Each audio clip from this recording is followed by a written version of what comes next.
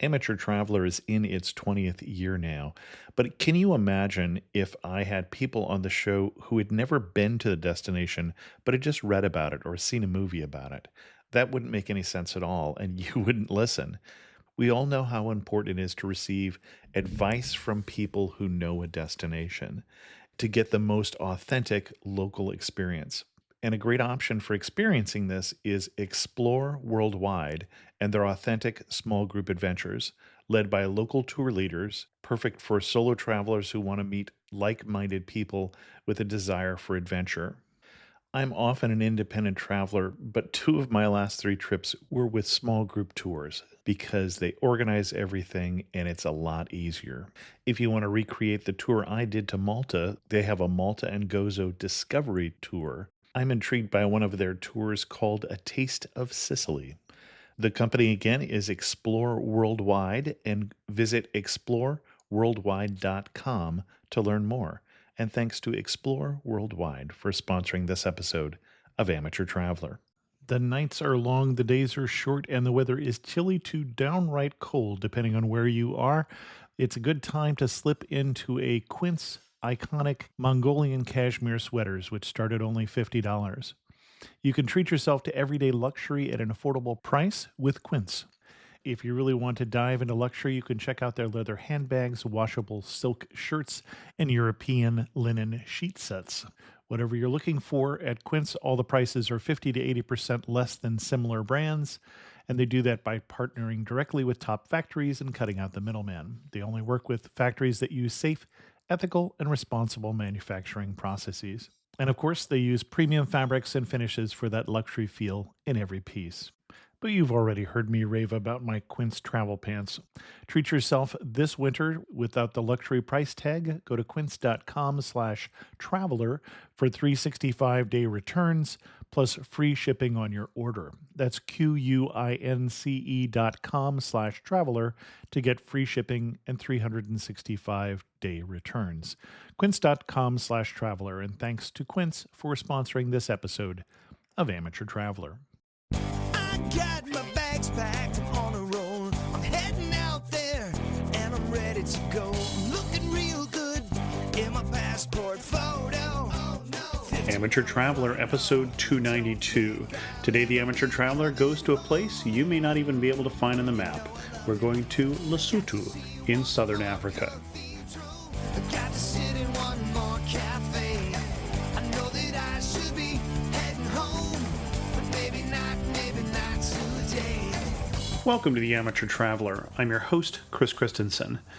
Today, before we get into our interview, I do have one news story for you, but this is one that you should pay attention to. If you're booking travel in the U.S. and you're making a connection, you might want to avoid these 10 airports where you are most likely to be delayed.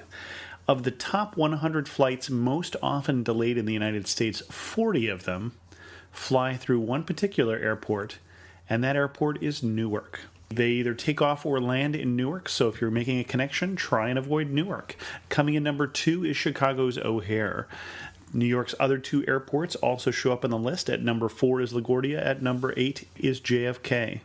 And number 3, this is my favorite, is Boston Logan, which I fly into once a month. Also on the list, Atlanta, Miami, Minnesota, Los Angeles, and Northwest Arkansas Regional, which surprised me.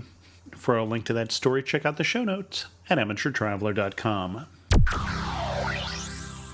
I'd like to welcome to the show Kim Mance, who's coming to us from Gallivanting and from TBEX, the travel blog exchange, and come to talk to us about Losotho.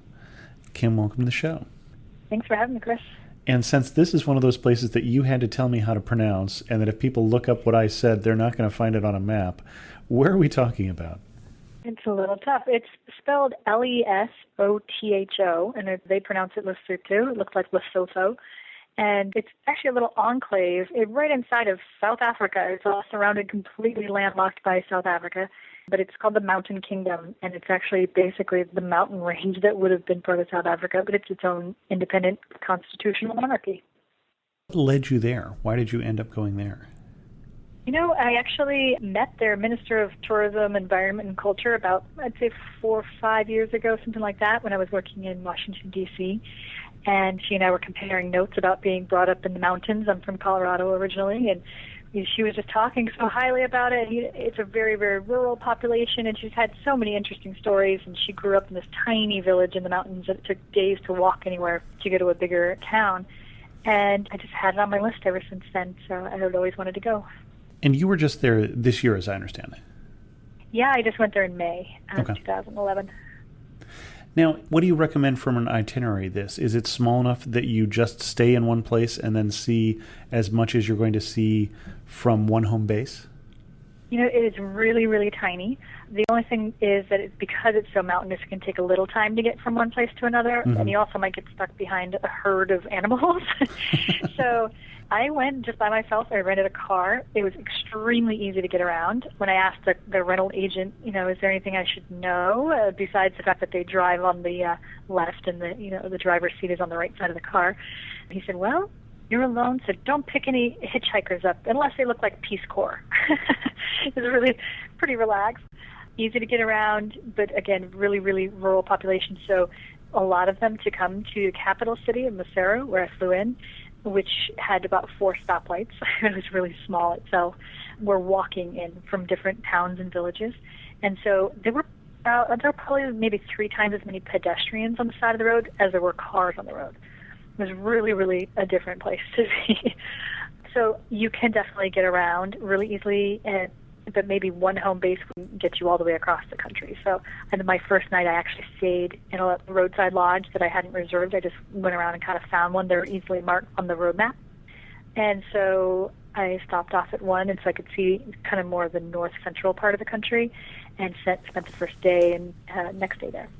And then the following days, I actually went down to a place called Malaya, and it's a tiny little dot on the map, but it's actually a little bit better developed village because they have a lodge there that was established by some South Africans about 20 years ago, and it's for people who want to try pony trekking. So I tried pony trekking from the lodge, and it was really, really fascinating. I went on a 4-day trek. You go village to village. I hired a guide, and I just went, him and me, and it was absolutely one of the most quiet experiences I've ever had, and really, really kind of the most culturally immersed experience I've ever had. Very worth it. Now, is that something you arranged ahead of time? I did, and it was really, really easy. They coordinate out of their South African office because they don't have a reliable internet connection at the lodge, and there's no phones or anything. So you just book ahead. I booked about a week and a half in advance, and it was easy enough. It's a southern hemisphere. So going in May, they were about to head into winter, so I was there in the fall. And the other good times to go are October, November, maybe into September, so if you want to experience springtime. But it wasn't cold. It was actually a really temperate, nice time to go. I wasn't hot or cold most of the day at any time. But yeah, it was pretty easy to book even in their high season pretty quickly out. The lodge actually gives you a night when you first arrive, and then you can stay as long as you want after, or arrange it however you'd like. But I had a night there before I went on the trek and a night after, and including my guide, the trek, the pony, everything, it was about $450. Interesting. So pretty affordable, yeah. And what were the highlights for you? What really stands out? Yeah, what's really interesting is that I really like horseback riding. I don't do it a ton, but I've always been extremely sore afterward. But these are actually called Bosotho ponies. So the people who live in Lesotho are called the Bosotho people, and again, it's spelled Bosotho. And they kind of originated several hundred years ago from South African people and kind of broke off and became this sort of mountain group. And then in the 1800s, their beloved King Mashoshoe brought them independence and he was their first king. And so he named them the Bosotho people. And so they're really, really, they have a lot of pride in their people group and their culture. So everything kind of has this Bosotho this and Bosotho that. But they have Bosotho ponies that were brought in a couple hundred years ago as well. And they've been bred to be really, really hardy in the mountain environment. So they're not only really small, and so after 4 days I wasn't even sore from riding a pony for literally 6 hours a day for 4 days. But it felt like you're on a mountain goat or something. I mean, they would climb little tiny rocks all the way up the face of a mountain and then go down like slippery river boulders that were the size of a house. And they never fell, kind of tripped up a couple of times, but never even came close to falling. Really, really adrenaline rush here and there. But I actually felt safer on top of the pony than trying to navigate it myself. So that was definitely a highlight, just sort of trusting an animal with your life for 4 days straight. But then it actually was a really great head-clearing trip, one of those where you're really trying to find a place you could disconnect. Not only did I have no internet connection, even on my phone, which tends to keep me over-connected everywhere I go, but even just from other people. I mean, when we first left the lodge, it was really, I was like, wow, this is really rural. And you'd go and the first noise you'd hear after a while were these bells, and they were animals, with shepherds bringing them along. And then you'd make it to a village. And so at first it was a village an hour. So I was saying we were kind of traveling at a village an hour speed. And then after a while it became a shepherd an hour. So there weren't even any more villages, and you'd just hear these bells. And then you'd pass a shepherd, and that would be the big event for the hour. But just stunning landscapes, the mountains that are kind of those glacier-carved mountains that are really sort of like the Canadian Rockies as far as the way they look. And it was the fall, so there wasn't a lot of snow except for on a few peaks, and just lovely, deserty sort of vegetation, but at the same time, it didn't feel dry. It was a really fantastic experience. So I think just kind of being disconnected and also being on a pony was really, really unique, and definitely a highlight. Now, we need to calibrate a little here because I know you're from Chicago and currently living in New York, I believe. Yeah. So it didn't feel dry compared to Colorado, which is really, really dry, or didn't feel dry compared to New York, which is much more humid? It didn't feel dry compared to some of the other nature-y experiences we've had, rainforest stuff and all that. It wasn't obviously as lush as that, but it didn't feel. It was actually a little bit like if you've been to Taos, New Mexico, where there's actually kind of vegetation around, but it's that red earth, really, really actually similar to that. And very similar light also. With the photos that I took came out really similar to Taos, New Mexico pictures. Interesting. Did you get a chance to look at some of the guidebooks before you went that recommended different places to go, and how did you find their recommendations if you did? I did, and one of the most exciting things about this trip for me was that it was so obscure and so something I hadn't done before that I had to do a lot of research again, which is, it can become second nature if you've traveled a lot. And so this brought back that feeling of, ooh, I'm so excited about this trip. I have to plan out. I made an itinerary and all sorts of stuff. And Lonely Planet puts out a South Africa and Losotho book. I didn't really see any others that had any updated versions except for one that just came out at the end of last year, and it was actually a South African guy from a small South African publisher. So I ordered it on Amazon, and it was just a guide to Losotho. I went through his, actually had a lot of information in it, but it was also, because he wasn't a normal guidebook author, then they're not a normal guidebook publisher, really long-winded sometimes. So I kind of tore out some of those pages and highlighted certain things, like he gave driving directions in great detail to some of the locations. So I had those with me. But otherwise, the book was pretty, intensely filled with a little bit too much information. The Lonely Planet guide was really good as a cross-reference because they took it very much secondarily to South Africa. But it had a good, as far as verifying the lodge I was looking at would be a good place to stay and things like that. Because there are a few lodges, maybe 4 or 5, throughout the country that do the pony treks. But this one was sort of the top-rated one, so I went there. And which one did you end up staying at? So I stayed at Malelea Lodge, and it's named after the village that it's in. It's Malelea. And they rent the ponies from local shepherds and farmers and things like that. And so it helps the local economy. All the guides are locals. My guide, his English name is Michael, and he grew up in the village there, so it was great. So my impression is you don't go to Lesotho to see this particular site or this particular monument or this particular, it's more the scenery and more the outdoors and more the people. And I think the culture, definitely the people, just because it is, like I said, it's like a 60% a rural population, so they're living in these tiny villages that are only accessible.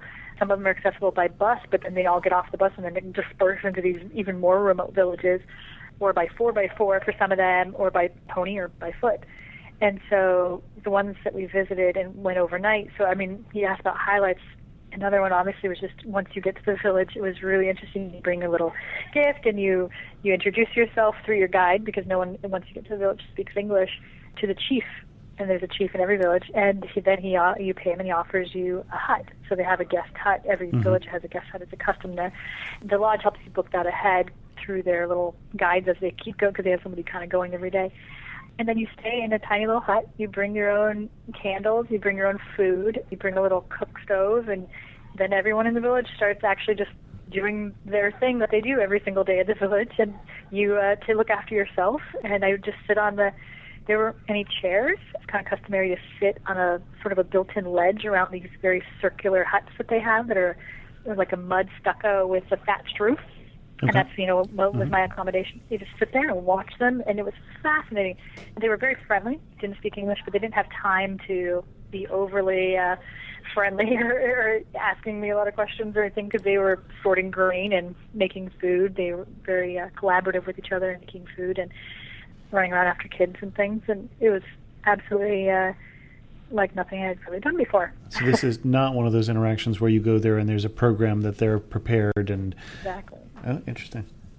Very yeah, interesting. no, they're used to people coming through now, but again, there's nothing where they're not having a little singing thing or anything like that. They're literally surviving, because it would take them 2 days to get to the next village by walking. And yeah, they have more interest in day-to-day stuff. And I read that this being a former English colony, that English is one of the 2 official languages, but you're saying once you leave the city, you Right. leave that behind. You do, and the only English that I would generally hear was by younger kids, and it Okay. was more, they would say, give me sweets, because there's a long tradition of French and British missionaries going through there and giving them candy. And so the lodge actually encourages you to bring like fruits or things like that, or pencils, and give that out instead if you want to give something. So they would say, give me sweets. And then they would say, bye-bye for hello.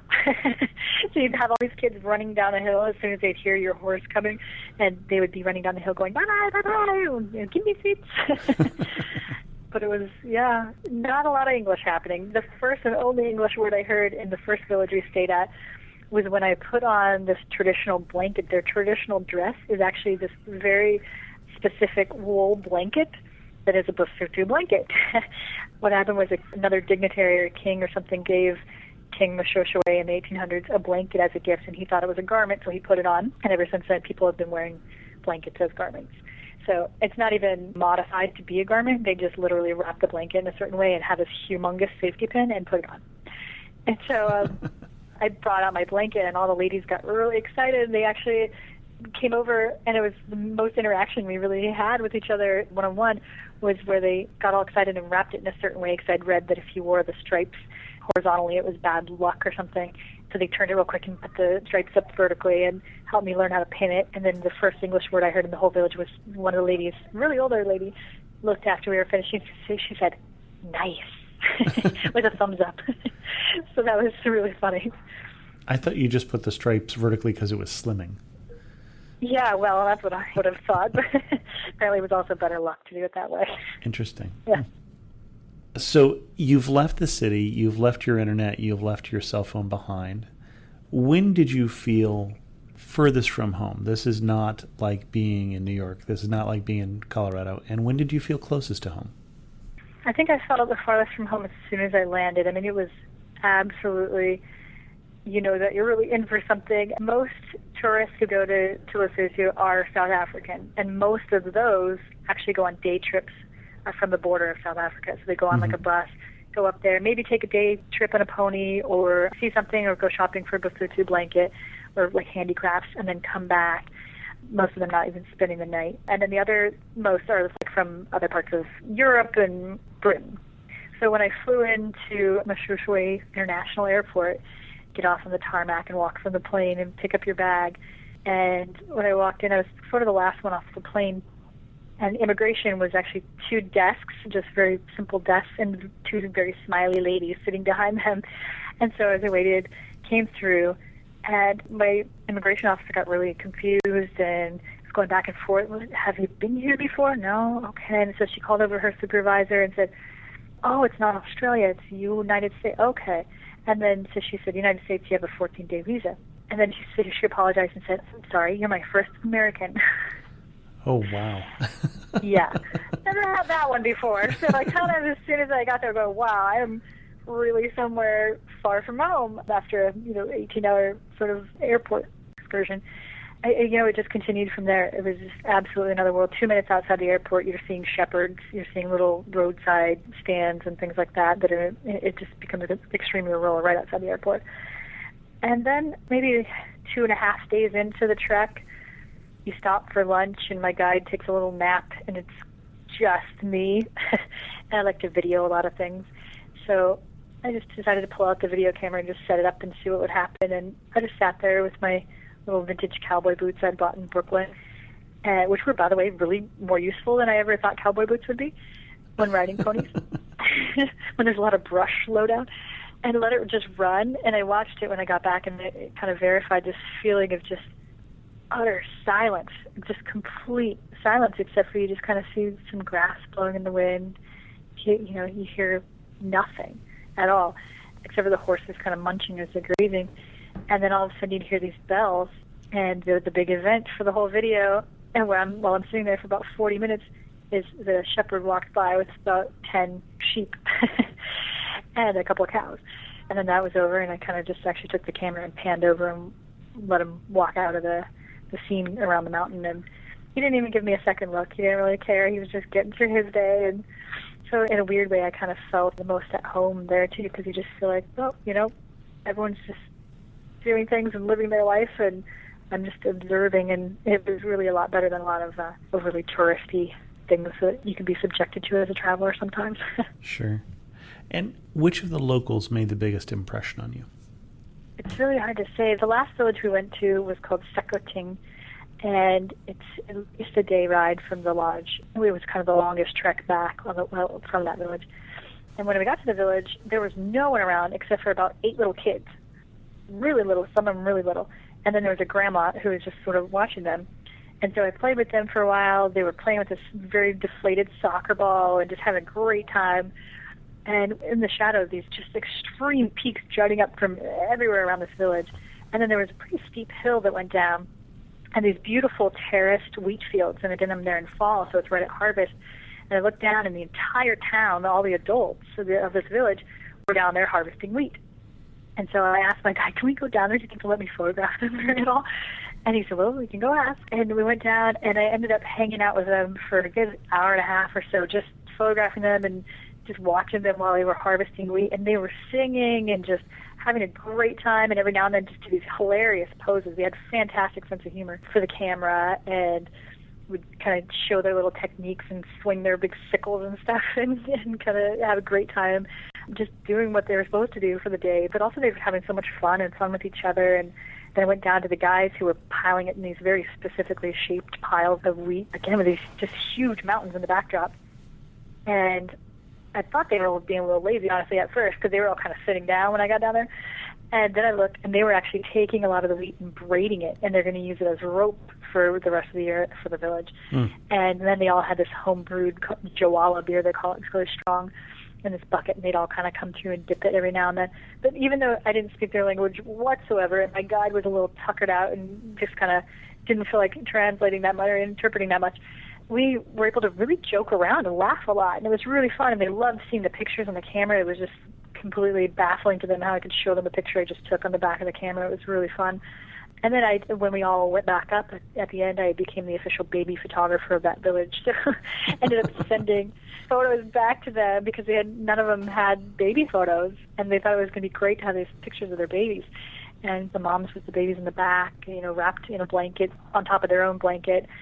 It was really fun. It was just really, really unique and fun. And yeah, somebody had to go, by the way. We had to kind of, through the guide, schedule when I thought the photos might arrive, because they had to send somebody a day's walk to the village where they could pick up mail and the day back to get those photos. So it was really something you don't experience every day.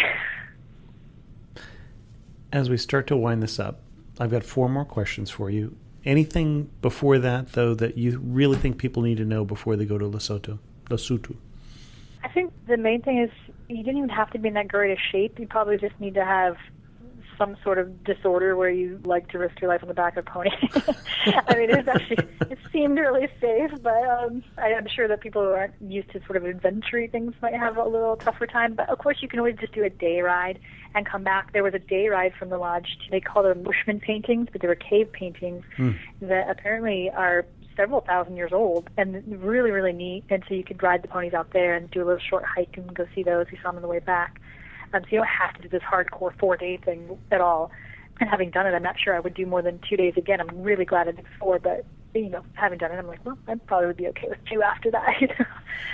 But I think the main thing people should be aware of, it's really, really safe. As far as there's like some petty crime and things like that, but everyone, like I say, are more preoccupied with just getting through the day. So I think the main thing would just be aware of using companies that are really responsible, using locals for their tours and hiring local horses and stuff. I know there are a couple of commercial operations that have come in on the borders that are not quite doing that. But if you're going to go and visit a rural population, you might as well help support them as much as you can too. Okay. One thing that made you laugh and say only in Losotho? Oh gosh, how many things. Well, okay, I actually got back to the lodge and started talking with a gal that was from the Peace Corps in South Africa, and she and I were talking about what would be the best souvenir to get, and we decided on bells. If there was any way we could get any of these sheep or cow bells, because that was sort of the most memorable audio experience of the whole trip. Because you'd be out in the middle of nowhere, and like I said, it was silent, and all of a sudden you'd hear bells, and it meant there was somebody else around. And it was just a really beautiful sound, too, the way that the different sizes would come together, and it sounded almost like music. So I asked the guide, who, we were done with the trek, and is there any possibility of getting bells? And he said, no, sure, let me go check. I checked back, and he said he made it in an hour. So we had, some coffee and stuff, and we're chatting and debriefing each other on how our treks went. And suddenly, Michael comes over and says, okay, I have some guys at the gate of the lodge. We go out there, and there are about 4 guys, and they were all shepherd boys, and he had apparently used I have no idea what the dispatch system was, but there were these 4 shepherd boys, each from a village an hour away. Oh my gosh. And they had all come in with bells off of their animals. And so she and I each ended up with 3 bells. I had 3 in different sizes, a cow bell and 2 sheep's bells, and that would have to be only in Losotho. Yeah, they had some cell phones, and there are more cell phones than landlines, so I imagine that he called somebody else that had a cell phone. They all came in and took them off their animals and came to sell us bells. Oh, funny. Yeah, it was really fantastic. So that's what you took home. Mm-hmm. How about the opposite? Before you go to Losotho, you really should pack what? Hardly anything. And just pack, kind of things so if it does cool down, it is a little bit drier climate, so when things cool down, you need something to warm yourself up. I bought a blanket there, and that was actually the warmest piece of clothing that I would wear. I ended up wearing it a lot because they have a point. And if you're going to do the trek, you bring garbage bag. You're supposed to bring out all the trash that you take in. Okay. And some of the villagers will be kind and say, they'll take it for you, but the lodge very responsibly encourages you to bring it back out because they have to figure out what to do with it out in the middle of nowhere. So bring trash bags, bring rain gear, stuff like that, because it can quickly turn and then it goes away again, just like any desert environment. But the lodges are actually really great with telling you what to bring, but just don't bring that much, and it kind of helps with that whole out in the middle of nowhere experience. Okay. Last 2 questions. Finish this sentence. You really know you're in Losotho when what? When saying, oh, there's another shepherd, doesn't really mean much because you've already seen like 50 of them in one day. And then if you had to describe Losotho in 3 words, what 3 words would you use? Losotho in 3 words might be friendly, mm-hmm. Resourceful, okay, and gorgeous. Excellent. Kim, thanks so much for coming on the show. Where can people read more about your travels? I'm going to have something up by the time you have this episode out on gogallivanting.com. It'll be a feature there on my trip with a lot of photos. Excellent. And I'll put a link in that to the show notes if you send me that link. And then I did want to point out, I said at the beginning that Kim is also from TBEX, or the Travel Blog Exchange, and that's the conference that I've gone to 3 times. I have not made to the European one yet, but if you're interested in travel blogging, that is also a wonderful resource. Kim, thanks so much for coming. Thanks for letting me talk about Losotho. In news of the community this week, I heard from Carl Anders, whose photos have been gracing the daily photo section of the Amateur Traveler recently, a couple in the last few weeks from Everest and Nepal. And Carl said, very much enjoyed the recent podcast on the Azores and Nigeria. Sorry, but the Honduras one was not for the Mount Rushmore of podcasts. The Mount Rushmore of podcasts sounds like a pretty high standard to meet. We do have some upcoming episodes that I hope you'll enjoy more. We have an episode coming up on the Canary Islands, and then also an unusual one next week on Iraq. So stay tuned for those. I'm personally excited that I've just booked some travel plans of my own for both the Yucatan here coming up in a few weeks, because that episode that we did with Zora O'Neill on the Yucatan has made me want to go there ever since. And then also to China coming up in October, to Beijing, Shanghai, and Xi'an, all of which we've talked about on this show. With that, we're going to end this episode of The Amateur Traveler. If you have any questions, feel free to leave a comment on this episode at amateurtraveler.com or drop me an email to host@amateurtraveler.com. You can also follow me on Twitter at Chris2X. And as always, thanks so much for listening.